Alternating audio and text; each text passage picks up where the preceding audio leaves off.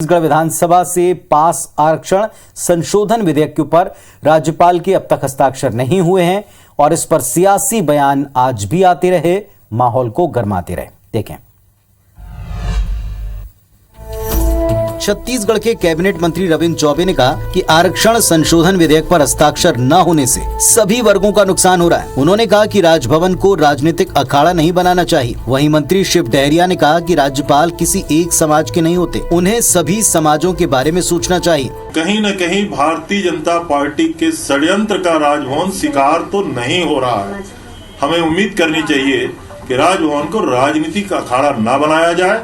अब वो कोई राज्यपाल सिर्फ एक ही समाज का थोड़ी होता है, राज्यपाल तो सभी समाज का होना चाहिए। राज्यपाल को तो पूरे प्रदेश के हित में काम करने के लिए यहाँ संवैधानिक प्रमुख के रूप में नियुक्त किया गया है। इधर बीजेपी के वरिष्ठ आदिवासी नेता नंद कुमार साय ने कहा कि देश भर में घूमा लेकिन आरक्षण का ऐसा स्वरूप कहीं नहीं देखा। कुछ भी कहना बड़ा मुश्किल है किस दिशा में ये ऊंट करवट लेगा। मैं पूरे हिंदुस्तान को देखा हूँ, लेकिन इस तरह का कोई आरक्षण वाला रूपरेखा या उसका स्वरूप मैंने तो नहीं देखा। हाई कोर्ट ने अनुसूचित जनजाति का आरक्षण घटा दिया, जिसके बाद राज्य सरकार ने विधानसभा का विशेष सत्र बुलाकर आरक्षण संशोधन विधेयक को पास कराया। फिलहाल ये विधेयक राज्यपाल के हस्ताक्षर के लिए राजभवन में अटका है।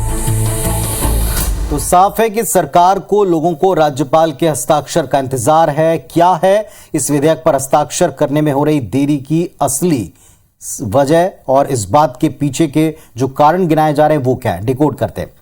इस विधेयक को लागू करने के लिए इस पर राज्यपाल के हस्ताक्षर यानी उनकी मोहर आवश्यक है। आते हैं असली मुद्दे पर। राज्यपाल को दरअसल राज्य में केंद्र सरकार का प्रतिनिधि माना जाता है। कई बार राज्यपालों पर केंद्र सरकार के इशारों पर काम करने का आरोप लगता रहा है। अगर केंद्र और राज्य में अलग अलग दलों की सरकार होती है तो अक्सर राज्यपाल और राज्य सरकार के बीच में तनातनी की खबरें आई हैं। दिल्ली का उदाहरण सबसे बेहतर है, ताज़ा है और हर समय दिखता है। आम आदमी पार्टी की सरकार है और दिल्ली के एलजी के बीच में और दिल्ली सरकार के बीच में खींचतान बड़ा नॉर्मल सा हो गया है। अब बात करते हैं संवैधानिक अधिकारों की। तो राज्यपाल जितना चाहें उतना वक्त इस पर ले सकते हैं, कोई टाइम लिमिट इसमें डिफाइन नहीं है।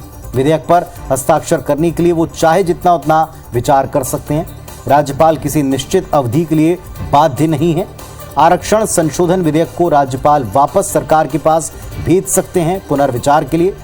देखना यह है कि राज्यपाल हस्ताक्षर इस पर करते हैं, पुनर्विचार के लिए भेजते हैं, या फिर इस मुद्दे के ऊपर सियासी बयानों के बीच में वो खबर आती है जिसका इंतजार सरकार को है और तमाम वर्गों को है।